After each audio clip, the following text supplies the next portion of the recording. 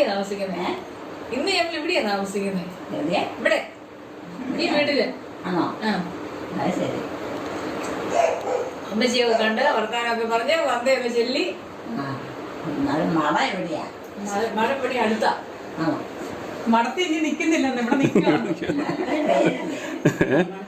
ശ്രീകോപുരം വേണം. ആ, തിരുവാമൂല അല്ലേ? മുത്തപ്പൻ്റെ നാളാണ് എല്ലാവർക്കും. അത്താഴമൊക്കെ കഴിച്ച് അത്താഴമൊക്കെ കഴിഞ്ഞ് അതൊക്കെ അങ്ങ് പോവും.